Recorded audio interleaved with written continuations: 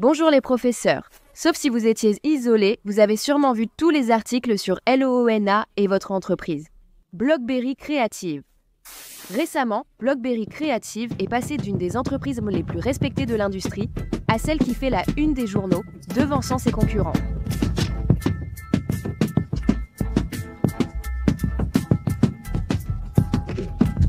C'est incroyable à quel point BlockBerry Creative la surmène, sans même lui verser de véritables salaires.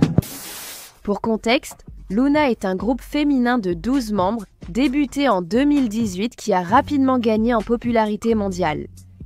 Pendant longtemps, ce succès a été largement attribué à leur agence, BlockBerry Creative, que de nombreux fans considéraient même comme l'une des meilleures de la K-pop. Ils étaient salués pour le concept révolutionnaire de Loona, leur stratégie de pré-début et une société mère riche, capable de financer tous les projets expérimentaux du groupe et leur retour avec de gros budgets. Ou du moins, c'est ce que pensaient les fans.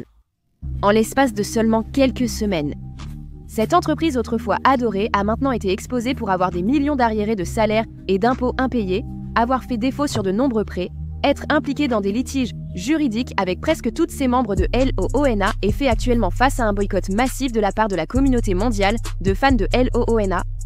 Ce retournement de situation choquant a laissé beaucoup de gens perplexes, se demandant où et quand tout a commencé à mal tourner.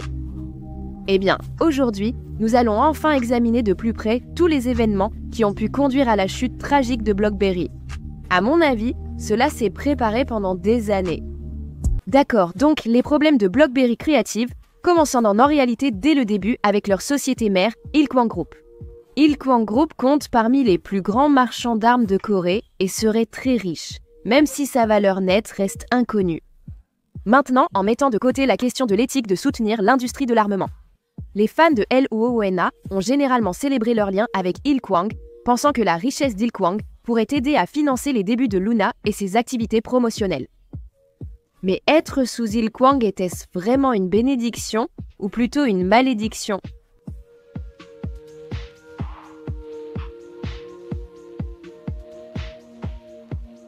D'accord, voici un bref résumé sur le groupe Ilkwang. Leur conglomérat, qui comme je l'ai mentionné plus tôt, a commencé dans le commerce d'armes, mais s'est finalement aussi étendu au secteur de l'éducation, des soins aux personnes âgées, de la technologie et du divertissement. Le président-directeur général et fondateur de l'entreprise est Yi Ki-tae, un ancien policier qui, ironiquement, a accumulé un casier judiciaire assez important, grâce à lui et aux affaires illégales de sa famille. En 2004, Yi Ki-tae et son fils aîné, Yi Jong-myung, ont commencé à éluder régulièrement les impôts de leur filiale de soins aux personnes âgées, accumulant près de 50 milliards de won de dettes. À ce jour, ils figurent toujours dans la base de données du Service national des impôts de Corée du Sud comme grands fraudeurs fiscaux. Puis, en 2009, Yookit a reçu une peine de 4 ans avec sursis pour corruption, car il avait accepté des potes de vin de fabricants turcs de défense en échange de leur accorder des contrats. Un contrat avec l'armée de l'air coréenne. Le duo père-fils a de nouveau eu des ennuis en 2015 lorsqu'ils ont fait l'objet d'une enquête pour harcèlement sexuel envers une actrice de leur filiale de divertissement, Polaris Entertainment. L'actrice, qui s'appelle Clara, a tenté de porter plainte contre la société. Mais elle a plutôt été menacée en raison des liens de la famille Yi avec la police, la CIA et les gangs. Sans surprise, elle a retiré sa plainte et la famille Yi a échappé à toute accusation. Cela a été suivi par une nouvelle affaire judiciaire en 2016, lorsque Yi Kyu-tae a finalement été condamné à 3 ans de prison. Cette fois-ci, pour avoir soudoyé des fonctionnaires et détourné des actifs de l'entreprise. Avec le président Yi détenu par le groupe d'enquête conjointe, ils ont examiné tous les soupçons de lobbying. On disait que dans les mois précédant son arrestation, d'énormes enquêtes avaient été lancées contre le groupe Ilkwang et toutes ses filiales. Les artistes de Polaris Entertainment ont dû cesser toute activité en raison des descentes de police et des fermetures de leur label. Et c'est au milieu de tout ce chaos que BlockBerry Creative a été fondé.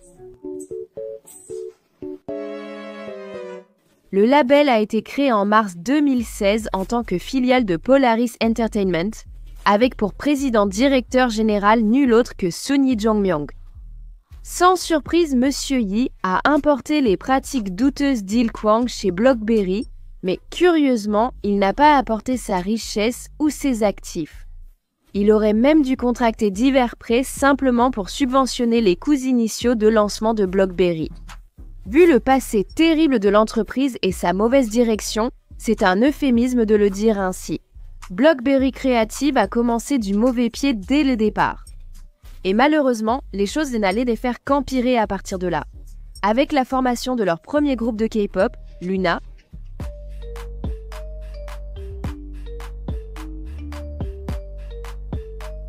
LOONA, a été présenté au public en octobre 2016.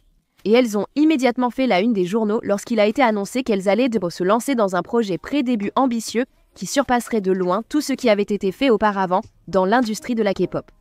Le projet, qui devait durer 2 ans, consistait à faire débuter chacune des 12 membres avec ses propres chansons et albums solo, suivis de diverses sorties en sous-unités et en groupe.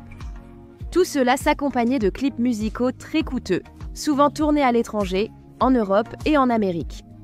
Il a aussi été révélé que BlockBerry Creative s'était allié au réalisateur de K-pop Jaden Jong pour créer un concept innovant pour LOONA.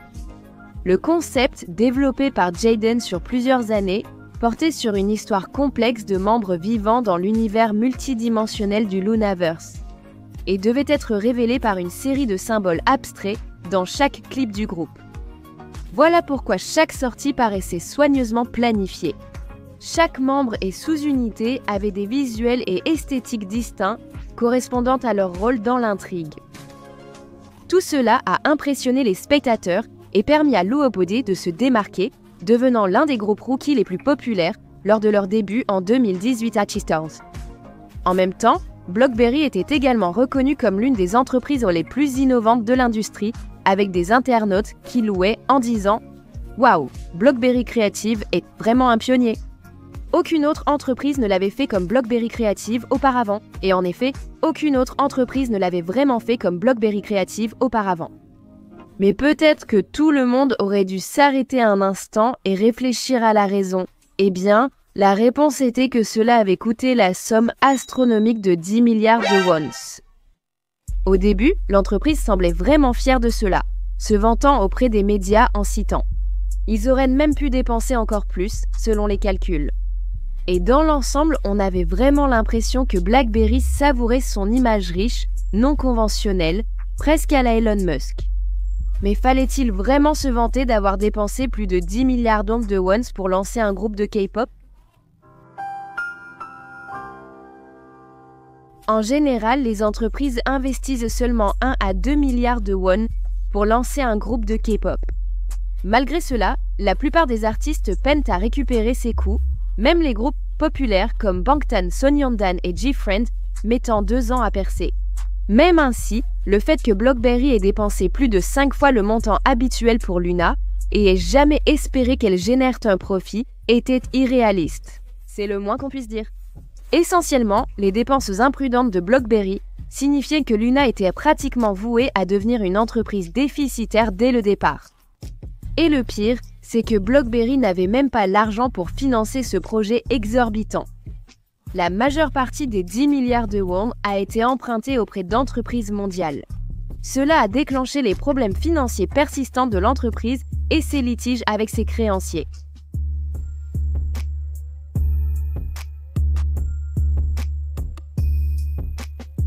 Au début, BlockBerry a plutôt bien réussi à cacher ses problèmes financiers au point que personne ne semblait s'en rendre compte, lorsque le premier signal d'alarme est apparu.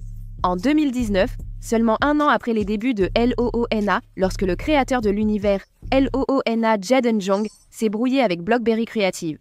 Le désaccord provenait apparemment de la décision de BlockBerry de réduire l'importance du Lunaverse. Et même si les raisons derrière cette décision n'ont jamais été confirmées, il est maintenant largement admis que la société a dû agir ainsi à cause de ses finances serrées. Après tout, Jaden était connu pour ne reculer devant aucune dépense lorsqu'il s'agissait de sa vision du Lunaverse. Il a même été confirmé qu'il préparait en fait un projet de retour coûteux, baptisé 45 Hard, pour le groupe. Honnêtement, aucune autre agence de K-pop ne financerait ça, sauf peut-être SM qui investit parfois dans des choses vraiment étranges.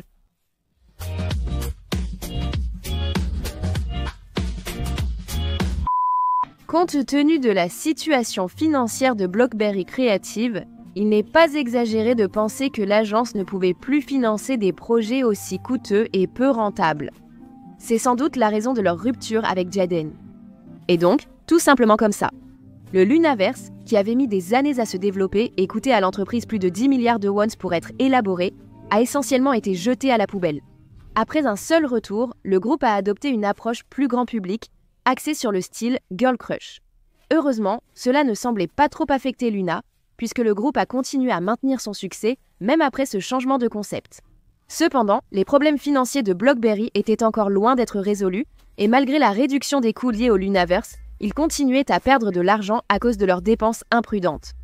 Ils ont continué à habiller leurs membres avec des articles de mode de luxe, leur ont fourni des studios individuels et ont même amélioré leur logement en leur offrant à chacune un appartement individuel. D'après nos recherches, les membres vivaient toutes ensemble dans une maison, puis elles ont emménagé seules, mais ces appartements se trouvaient tous dans le même immeuble. Des appartements, tout en continuant à ne pas rembourser leurs nombreux prêts. BlockBerry cherchait clairement à préserver son image luxueuse et à paraître prospère, sans doute pour attirer plus d'investisseurs non avertis. Cependant, il était évident qu'elles ne pouvaient pas simplement fuir leurs problèmes indéfiniment, et bien sûr, il n'a pas fallu longtemps avant que leurs dettes imminentes ne commencent enfin à les rattraper.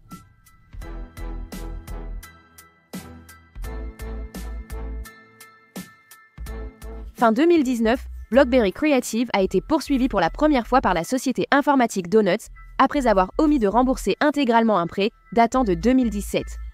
BlockBerry a donc été condamné à verser 360 millions de wons à la société.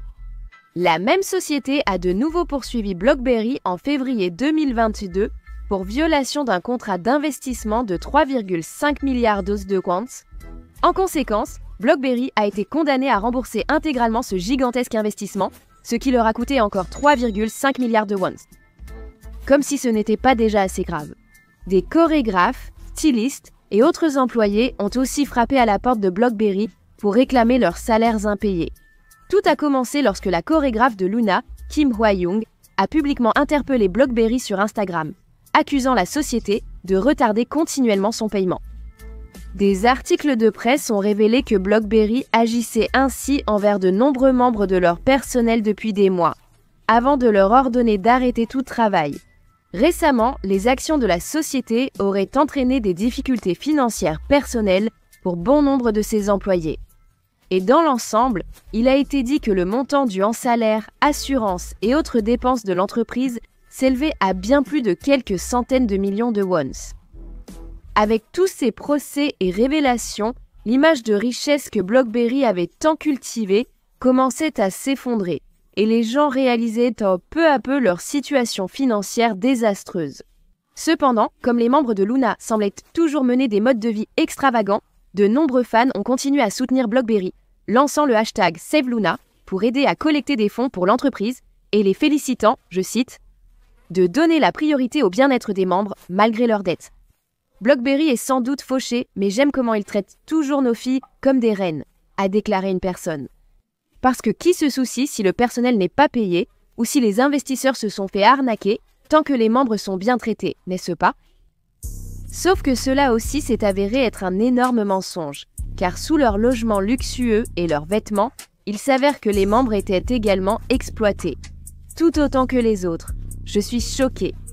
Choquée, enfin, pas tant que ça.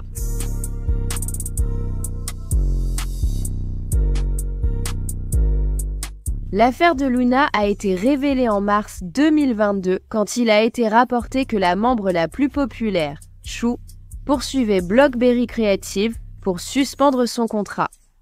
À l'époque, des rumeurs circulaient sur de possibles mauvais traitements de Chou par son agence. Comme ce billet de blog qui a été écrit par la responsable du fansite de Chou, où il était allégué qu'elle n'avait pas de manager ni de moyens de transport appropriés et qu'elle devait souvent porter elle-même ses bagages après ses activités.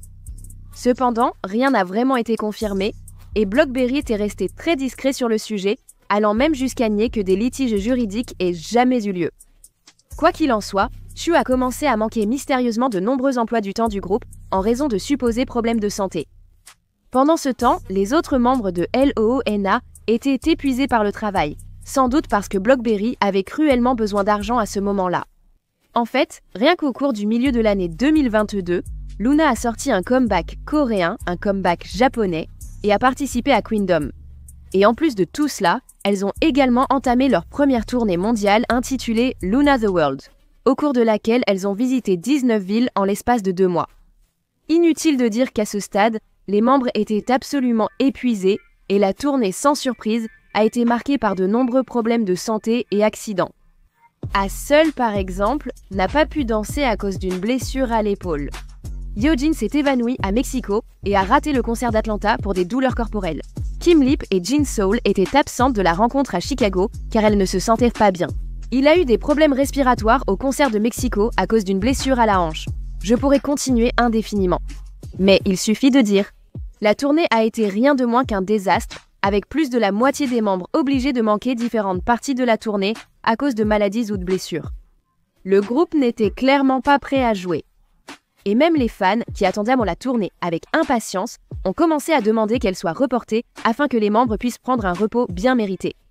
Cependant, BlackBerry Creative a tout de même maintenu la tournée, allant même jusqu'à ajouter une performance supplémentaire au KCON de Los Angeles. L'incident a provoqué un certain retour de bâton de la part des fans, beaucoup exprimant leurs inquiétudes concernant les mauvaises conditions de travail du groupe. Et ces inquiétudes n'ont fait que s'aggraver lorsque la membre Yeojin a fait la révélation choquante qu'elle n'avait pas été payée du tout pendant ses 6 années avec Luna. Cependant, ce n'est que le 24 novembre que tous les problèmes entourant Luna ont vraiment explosé. Lorsque BlackBerry a fait l'annonce soudaine que Shu, la membre qui, si vous vous souvenez, avait été absente de façon intermittente depuis février, avait apparemment été expulsée du groupe pour abus de pouvoir, selon la déclaration de BlackBerry, Shu aurait été renvoyée parce qu'elle aurait utilisé un langage violent envers un membre du staff. La société présentait maintenant des excuses et réconfortait son personnel, affirmant respecter ses employés et vouloir rendre hommage à leur sacrifice et dévouement. Peu importe que la société doive encore des mois de salaire impayés à ses mêmes employés. Inutile de dire que cette déclaration a été accueillie avec beaucoup de scepticisme, d'autant plus que Shu avait toujours été connu pour sa personnalité joyeuse et lumineuse. Les fans se sont vite réunis autour de l'idole, rendant tendance le hashtag Justice pour Shu.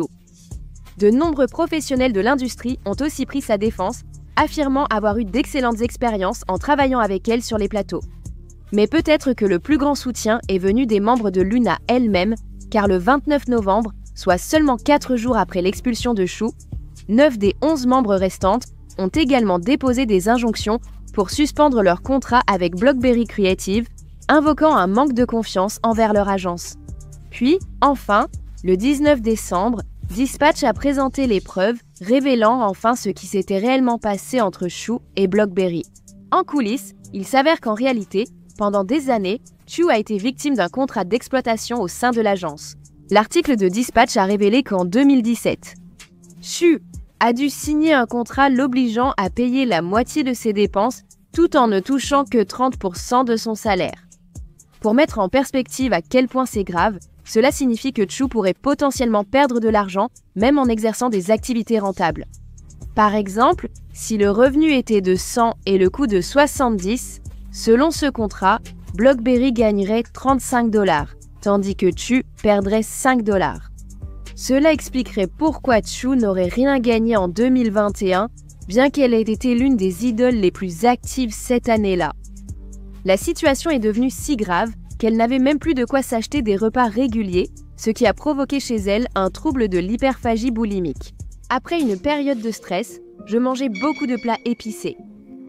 Finalement, au début de l'année 2022, Koo en a eu assez et elle a donc intenté avec succès un procès contre son entreprise pour faire résilier son contrat.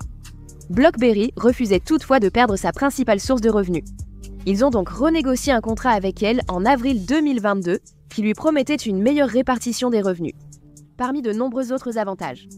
Cependant, à ce stade, Shu avait déjà perdu confiance en son entreprise, la rendant brusque et exigeante envers le personnel.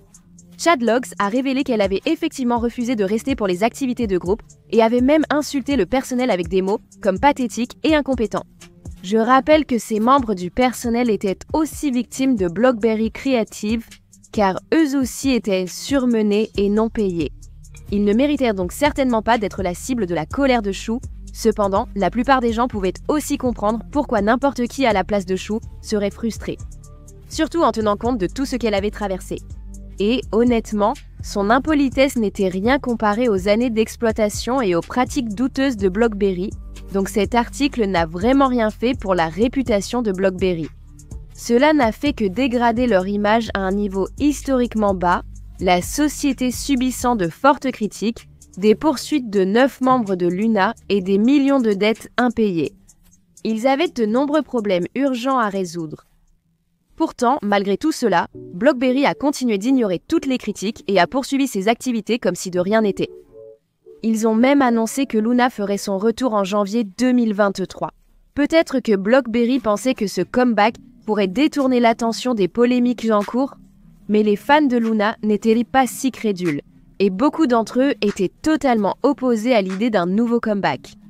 Surtout maintenant qu'il était évident, premièrement, que les membres n'étaient pas payés, et deuxièmement, qu'elle voulait clairement quitter l'agence. Alors, les fans de Luna se sont rassemblés et ont fait quelque chose que je ne peux décrire que comme légendaire. Elles ont organisé l'un des boycotts mondiaux les plus réussis jamais vus dans la K-pop. Le 5 décembre, le fandom de Luna a publié un communiqué officiel demandant des explications à Blockberry sur leur mauvais traitement envers Luna. Le communiqué précisait que Blockberry disposait de 2 jours pour répondre, faute de quoi le fandom pourrait boycotter. Cependant, Blockberry n'a pas pris cette menace au sérieux et n'a pas donné de réponse. Donc, comme promis, dès que le 8 décembre a commencé, le boycott a débuté. Disons simplement que les fans de Luna étaient des féroces. Du jour au lendemain, l'entreprise a perdu presque toutes ses sources de revenus, les fans se sont mobilisés et ont arrêté de suivre la page Instagram de l'entreprise, ont cessé d'acheter tous les produits dérivés de Luna et ont ignoré toutes les promotions concernant leur prochain album. En fait, le 14 décembre, il a été rapporté que Luna n'avait reçu que 93 précommandes pour le prochain album, ce qui représente une baisse de 98% par rapport à leur vente de précommandes habituelle. Et le teaser du retour du groupe a également fait un flop, recevant un taux de désapprobation misérable de 74%. Aïe, ils ont enfin réalisé à quel point le boycott était sérieux. Blockberry a annoncé le 22 décembre qu'il reportait indéfiniment le retour. Pour être honnête, ils auraient aussi bien pu simplement annuler le retour. Parce que depuis, les choses ne se sont vraiment pas améliorées pour l'entreprise. 4 autres membres de Luna ayant récemment gagné des procès contre eux, Blockberry aurait aussi stoppé certains de leurs autres projets. Cela inclut un groupe de filles appelé BBS, qui devait à l'origine débuter en 2022, ainsi qu'une version masculine de Luna. Heureusement, Soleil a été mise en pause. J'imagine que c'est tout ce qu'on peut espérer maintenant. Tous les artistes, stagiaires et le personnel pourront quitter ce navire en perdition qu'est cette entreprise dès que possible. Et poursuivre leur carrière dans une meilleure agence. Mais oui, il semble que l'histoire s'arrête là pour l'instant. Comme vous pouvez le voir, la situation actuelle de Blockberry Creative est en fait une accumulation d'innombrables erreurs et de mauvaises décisions qui remontent à avant même la création de l'entreprise. Du passé douteux de la président-directeur générale à leurs dettes croissantes, en passant par la maltraitance de leurs artistes. Les problèmes de Blockberry sont profonds et je ne sais pas s'ils pourront un jour se remettre du chaos dans lequel ils se sont plongés. Mais bien sûr, ce ne sont que mes opinions et je suis curieuse de savoir ce que vous en pensez. Pensez-vous que Blockberry pourra un jour se remettre de ces scandales et que pensez-vous qu'il va arriver à Luna? Faites-moi part de vos avis dans la section des commentaires ci-dessous et si vous avez apprécié cette vidéo, merci de lui donner un pouce bleu et de vous abonner. Sur ce, je vous dis à très bientôt, au revoir.